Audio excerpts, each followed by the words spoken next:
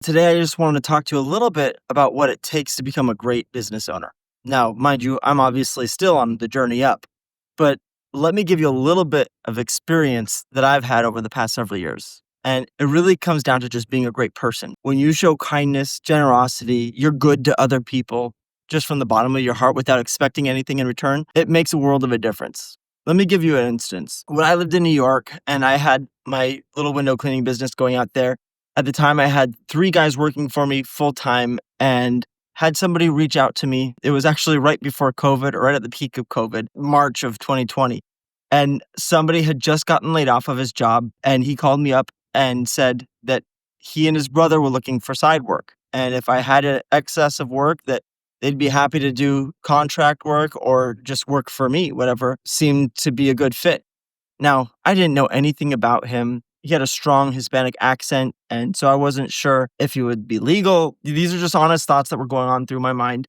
And so I was just kind and courteous and said, okay, sure, if something comes across that I could spare, I'll send it your way. I forgot about it. But then a few days later, I had a really busy day lined up and didn't have the time to get to it. So I went ahead and reached out to them. Actually, I gave the customer their contact information. And the customer let them know, Ben from BluLadder recommended you. They went, did the job, and the customer actually got back to me without me prompting and said they did an amazing job. So I knew I could at least kind of trust them. Now, about a month later, we stayed in contact, but it was just, a phone call here or there every couple weeks. About a month later, had a really big project that had been delayed come up. One of the biggest houses I've ever cleaned, coincidentally, for a Russian oligarch. And I just didn't have enough time to clean it on their deadline. They said it was a surprise. The homeowner was going to be coming. And I basically had 2 days on the schedule, weekdays, where I could actually do the work. And one of those work days I already had completely jam-packed full.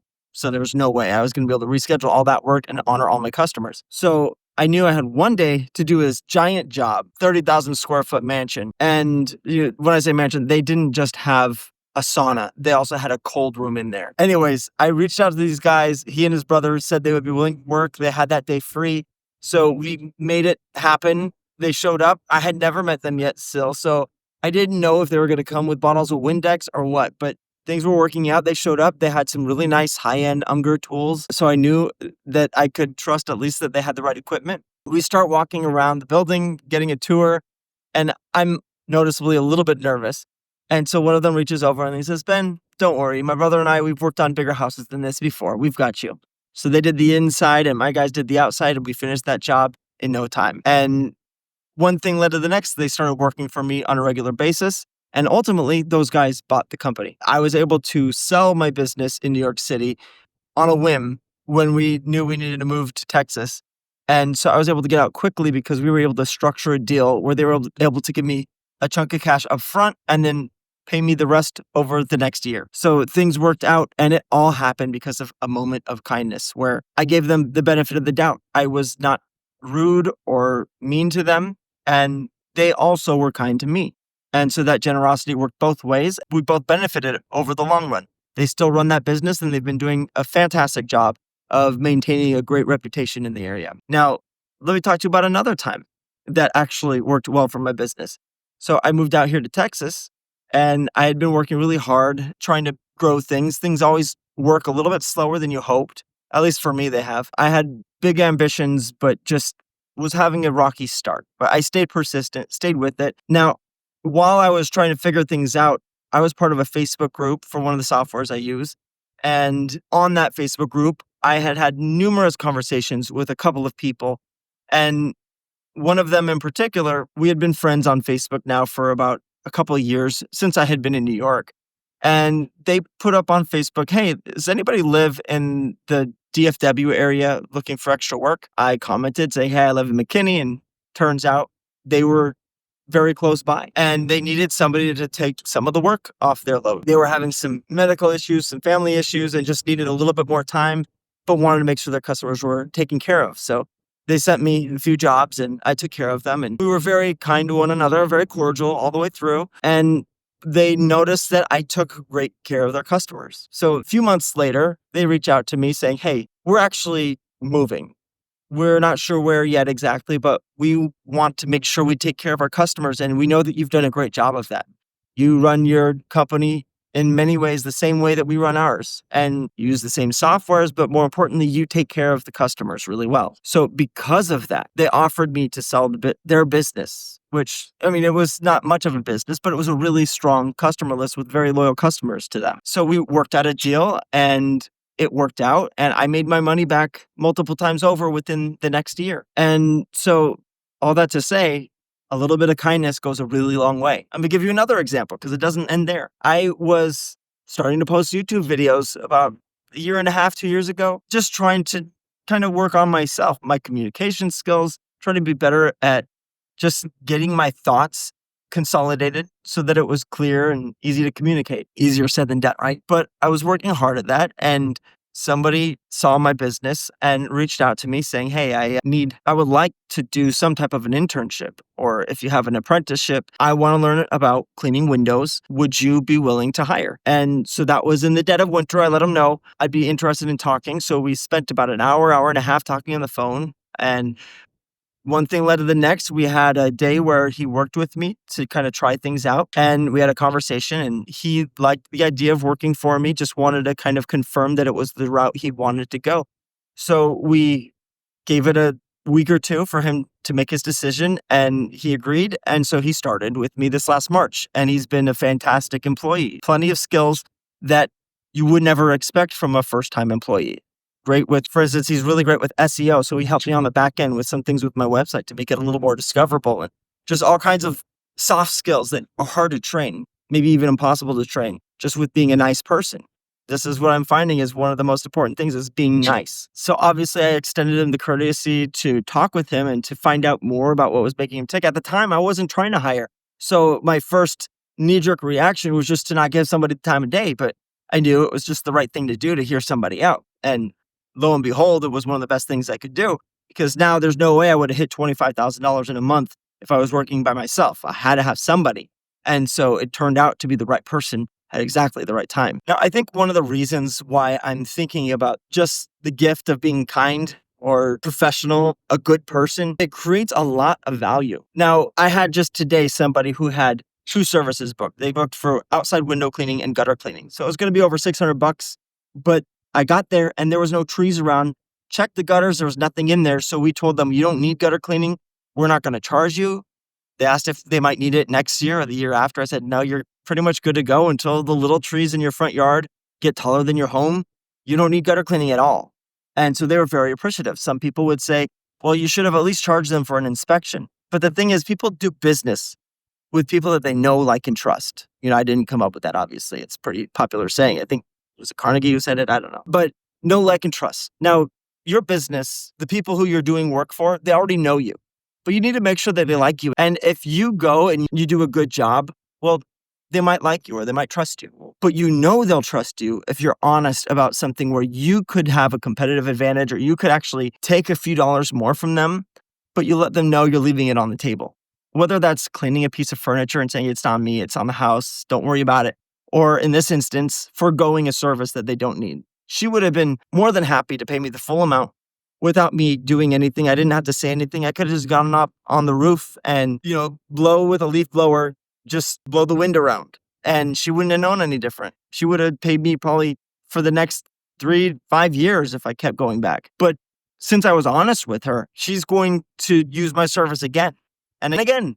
And she'll know that I'm never trying to take advantage of her. If I raise my prices, she understands I'm not out to get her. I'm just trying to keep things fair. I'm trying to make sure my business is operating as well as it can. Those little freebies or those little things where you feel like you're leaving something on the table, they always come back with dividends.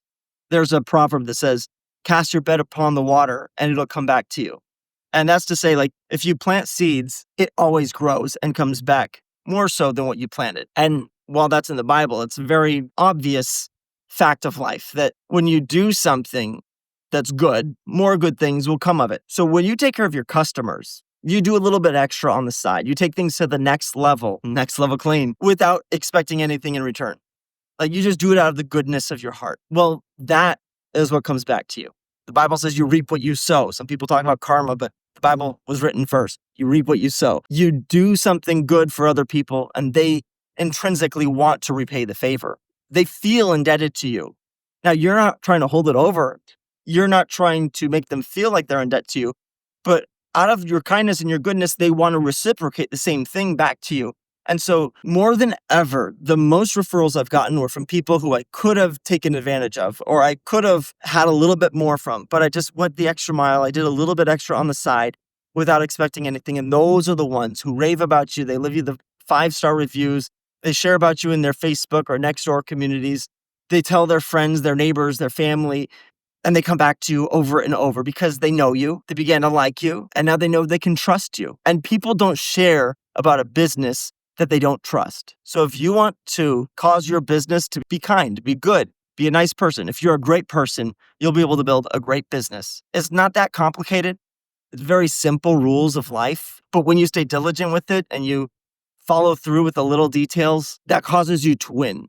Remember, building an empire starts with one truck, one guy doing a good job. And then you grow that one truck to be 2 guys doing a good job. Then you can grow that to be a fleet of trucks that have that same simple principles of being nice and doing great work, being a great person. That scales. The more you do that, you take care of your employees as well. You stand up for them when a customer is not right and maybe they're trying to take advantage of them. You show them that you care about them. You show your customers that you care about them. You don't take nonsense, but when it's something that's warranted, you take ownership of it. I just had a job the other day. We cleaned her windows and she had those little sensors, and there were those really obnoxious ones where you can't open the windows without bumping them.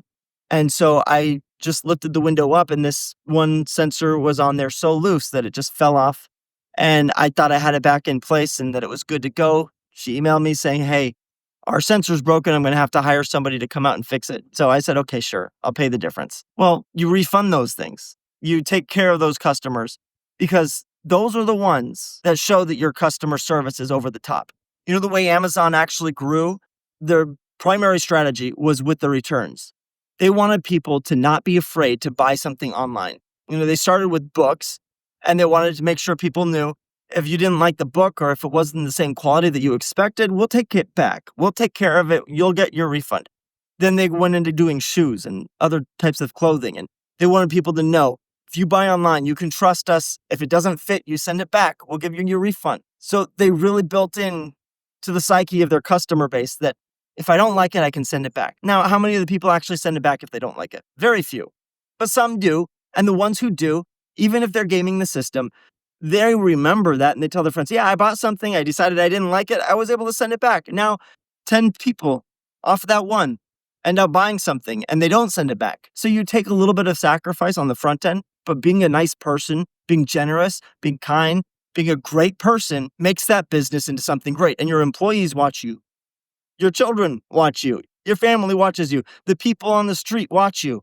Your customers watch you. Everybody sees you. And so if you decide you're going to be a great person, other people will also become great people by watching you. So be a leader in your business and in your life, in your family, and you'll be surprised at how much that makes a difference in building a great business. It's not so much what's in here as what's in here.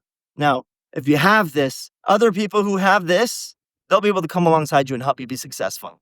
But if you don't have what's here, the grit and the kindness, generosity, the good person, great people, they'll be successful. Some people have it figured out up here, but they're rude, they're unkind, they're not generous, they're stingy. They're always going to fail eventually. So be a good person. Not just good, but be a great person. I'll see you guys in the next video. Take care.